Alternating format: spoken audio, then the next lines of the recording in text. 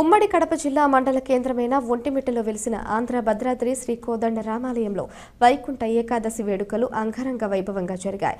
జిల్లా నలుమూలల నుంచి పెద్ద సంఖ్యలో భక్తులు పాల్గొని సీతారాములను దర్శించుకున్నారు. వైకుంఠ ఏకాదశి సందర్భంగా భక్తుల మధ్య తొక్కిసలాట జరగకుండా క్యూలైన్లు ఏర్పాటు చేసి గర్భాలయం పూలతో ప్రత్యేకంగా అలంకరించారు. సీతారాములను పురవీధులలో పల్లకిపై పురవీధుల్లో ఊరేగించారు. వైకుంఠ ఏకాదశి సందర్భంగా ఉత్తర ద్వారం ద్వారా భక్తులు సీతారాములను దర్శించుకున్నారు. కేంద్రమైన ఒంటిమిట్టలో వెలిసిన ఆంధ్ర భద్రాద్రి శ్రీ కోదండ రామాలయంలో వైకుంఠ ఏకాదశి వేడుకలు అంగరంగ వైభవంగా జరుగుతున్నాయి. తిరుమల తిరుపతి దేవస్థానం ఆధ్వర్యంలో భక్తులు ఎలాంటి ఇబ్బందులు పడకుండా ప్రత్యేక క్యూ లైన్లు ఏర్పాటు చేశారు. గర్భాలయం రకరకాల పూలతో ప్రత్యేకంగా అలంకరించారు. తెల్లవారుజాము నుంచే సీతారామ లక్ష్మణుల దర్శనం కోసం పెద్ద ఎత్తున భక్తులు బారులు తీరారు.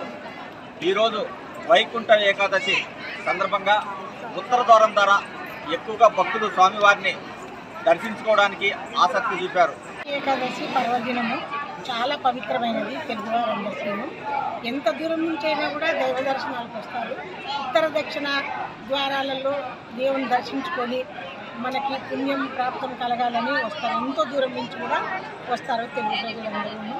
నేను కూడా అనంతపురం జిల్లా నుంచి వచ్చినాను. నా వయసు 73 ఏళ్ళు. ప్రతి సంవత్సరం తిరుపతి పోయేదాన్ని. తిరుపతిలో చాలా జనాలు ఉన్నందువలన ఈ ఒంటిమిట్టకి సౌమ్యనాథ దేవాలయము వచ్చి చూసిపోతాను. సీతారామచంద్రమూర్తిని విగ్రహాల దర్శనము, శ్రీరామచంద్రమూర్తిని ఒంటిమిట్ట ఏకశిలా నగరంలో ఉన్నటువంటి శ్రీరామచంద్రమూర్తి, సీతమ్మ తల్లి, లక్ష్మీవారి, ఆంజనేయ స్వామి వారి దర్శనము మహా గొప్పదీడ. చాలా పవిత్రమైన దేవాలయము.